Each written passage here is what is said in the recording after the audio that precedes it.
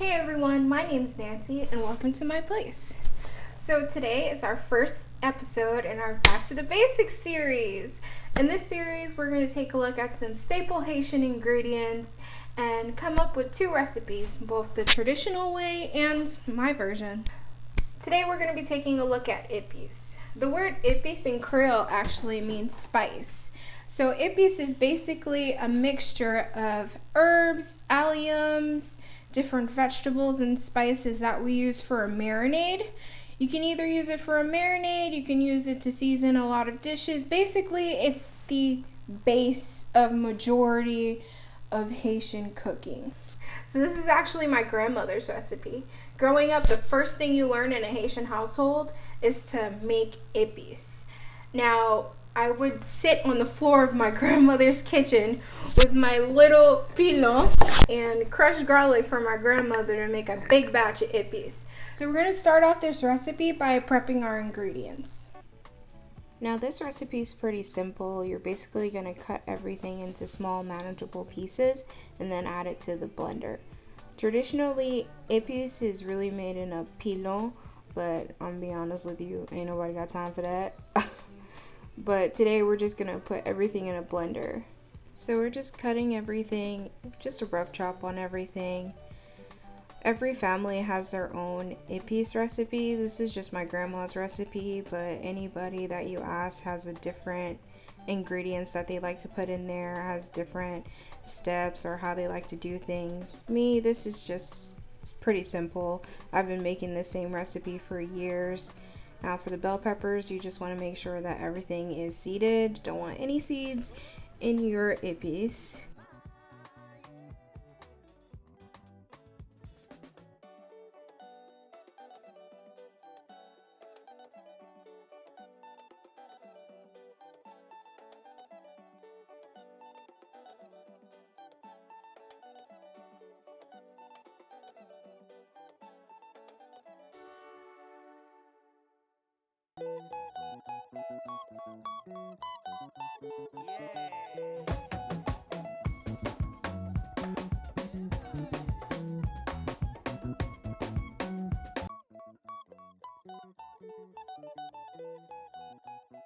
Here I'm using both onions and shallots. You can use whichever one you prefer. I just like the taste of both. I'm using habaneros because that's what I have here in my local grocery store. You can feel free to use Scotch bonnets, that's more traditional. Just any kind of spicy pepper that you like would work well in this.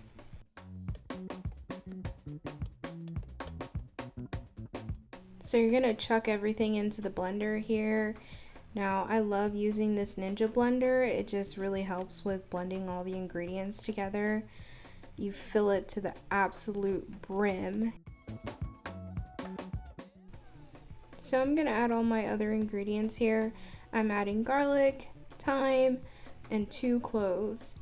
Now, you don't have to add any cloves. I like the flavor in here, but anybody knows that when you bite into a clove, or we like to call it a jus, it's an actual nightmare.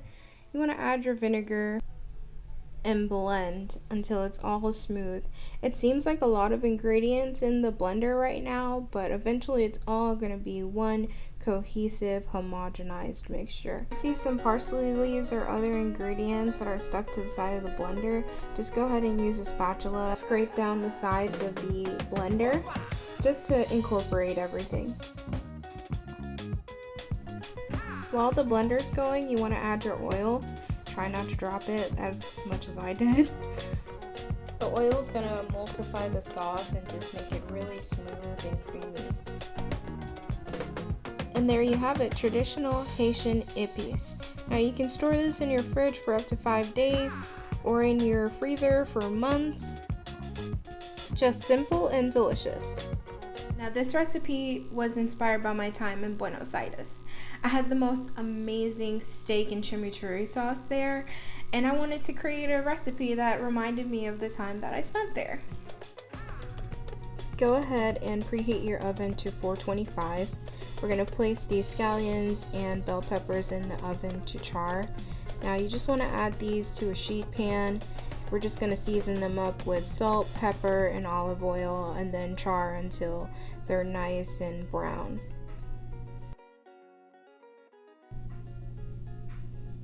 Now I like to char these vegetables just because charring it allows the scallions to release their natural sweetness, as well as adds a nice smoky flavor to the overall dish.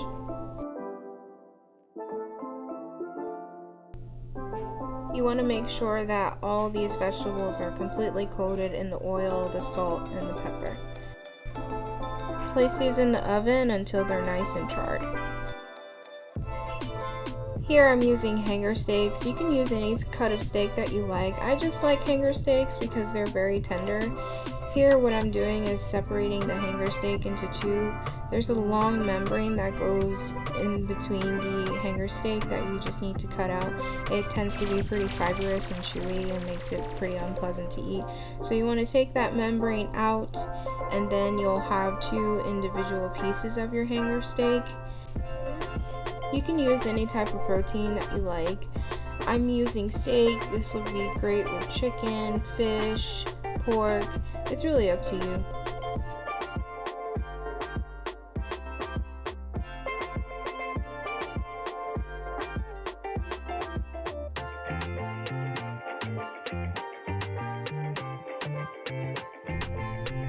We're just going to season these up with a bit of salt, pepper, and I'm actually using Aleppo pepper here. I feel like Aleppo pepper gives it a very nice fruity flavor to it. You can use any kind of chili pepper you like, or just use salt and pepper.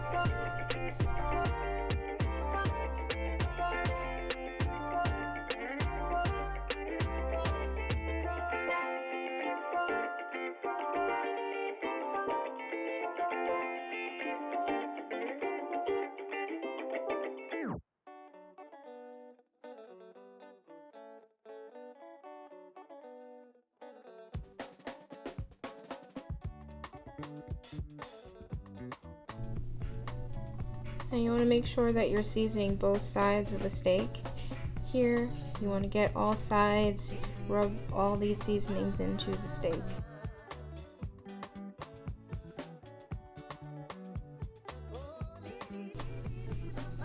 Then just drizzle with a bit of olive oil.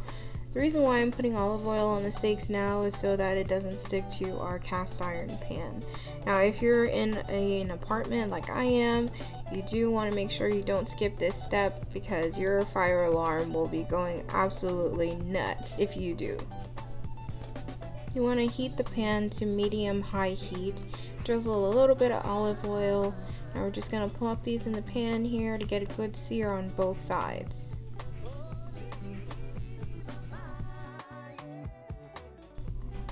So I'm cooking my steaks to a medium rare, or until it reads 140 degrees Fahrenheit on a thermometer.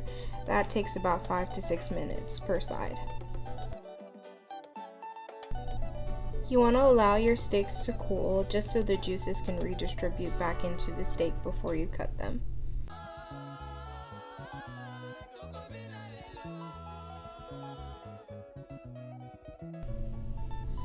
Now this sauce is pretty quick to make. Here I'm using my pilon, or mortar and pestle as many like to call it. I'm just cutting my garlic into smaller pieces, and then I'm going to do the same with my shallot. Now just cut these into relatively small pieces just to get them inside the mortar and pestle.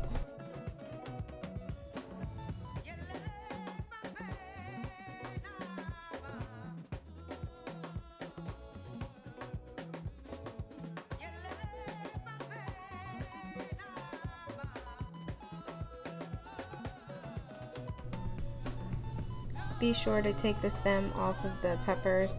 Now you can use gloves for this portion. I've been doing this for a long time, so I'm not using gloves.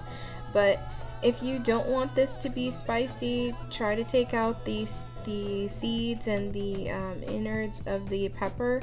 I like my Epis pretty spicy, so I go ahead and keep all of this stuff in there.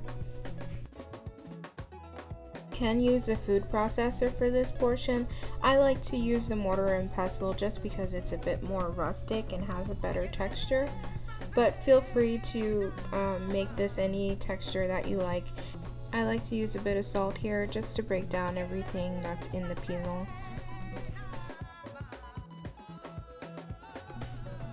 So you just want to break this down until it's a good consistency. You want it to be sort of paste-like where everything's broken down. I like mine's a little bit chunkier, so I left mine's a bit chunky, but that's completely up to you. Just put this in a separate bowl and set aside, and we'll add extra ingredients to it in a bit.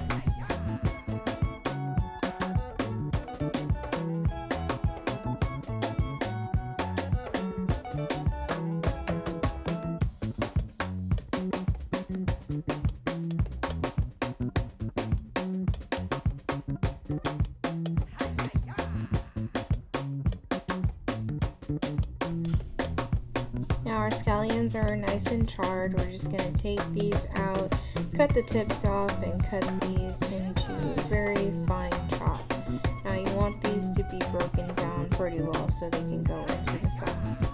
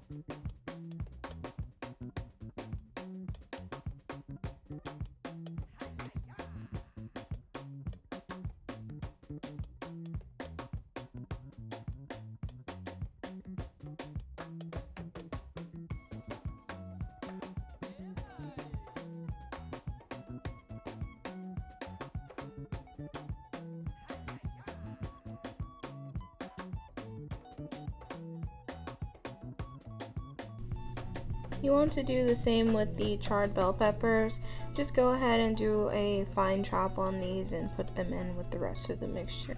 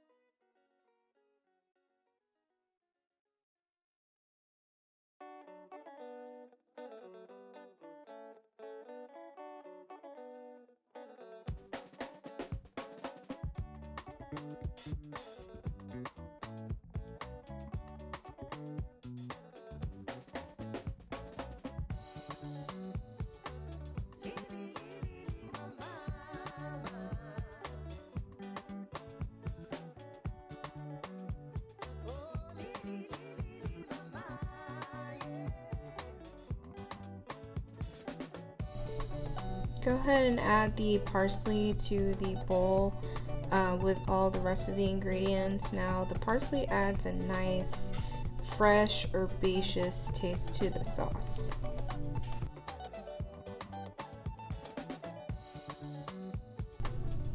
Now you want to add about a half a cup of red wine vinegar here. You can use any type of vinegar you like. I just like the flavor of red wine vinegar in this recipe.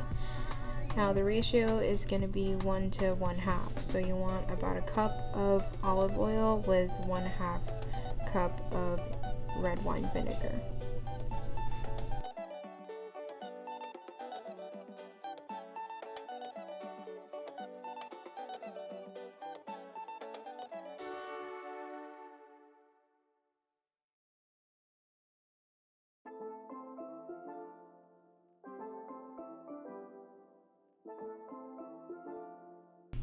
Go ahead and season with salt and pepper to taste and mix until all incorporated. Once you mix everything together, that is going to be the end of your sauce. Now this sauce is so delicious. It's very acidic and punchy. It goes well on so many different things. You just want to cut these steaks against the grain. Now in certain cuts of meat it may be difficult to see where the grain actually is. You just want to follow the muscular structure of the steak. I know it sounds pretty scientific, but once you look at the steak you'll be able to see where exactly the grain is going. That just makes the texture when you're chewing it a lot better when you cut against the grain. It's a lot less tough.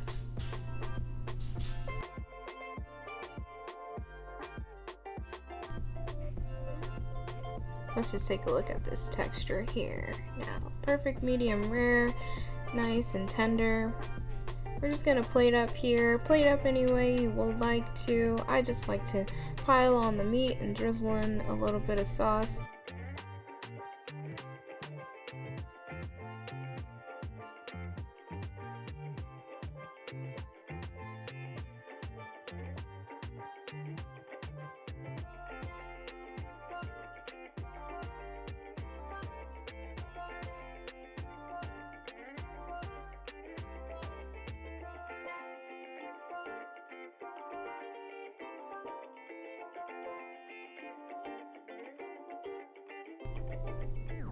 I'm just garnishing here with some finishing salt as well as some Aleppo pepper.